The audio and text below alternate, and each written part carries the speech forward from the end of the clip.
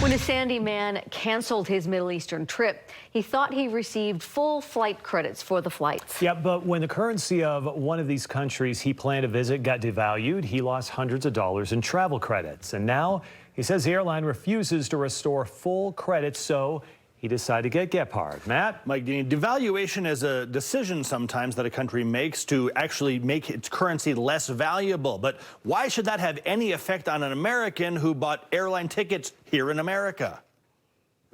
Point to any spot on a map, and there is a pretty good chance Dave Zwollen has been there. All 7 continents.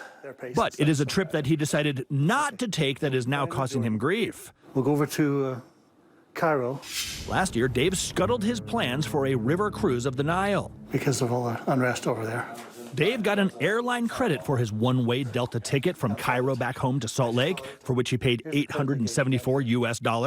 But They priced it in Egyptian pounds, which didn't make a whole lot of sense to me, but that's what they did. yeah, Delta actually gave him a credit worth 26,900 Egyptian pounds. But that credit proved to be worth a lot less when he recently tried to use it. They keep insisting that because the Egyptian pound devalued, that my ticket wasn't worth that much anymore. Yeah, the value of the Egyptian pound has plummeted by nearly 40%. So here in Salt Lake, 7,000 miles away, it knocked down Dave's Delta credit by about $300. And I said, that's not my problem. I paid you in dollars. Dave says he's protested, pointing out that he bought his ticket here in Salt Lake City from Delta's website.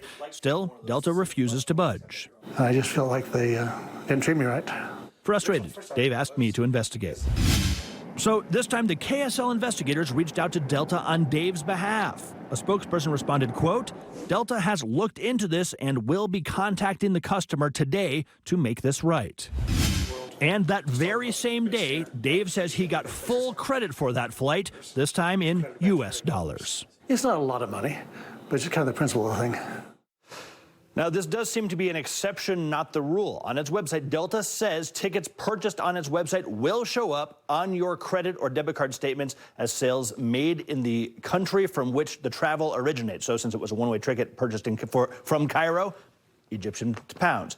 That's why he ended up getting his refund there in those pounds. If you got a problem you can't solve, give me a shot at the number 385-707-6153, or you can email me, matt@ksl.com. Interesting thing to keep in mind. Yeah, it is.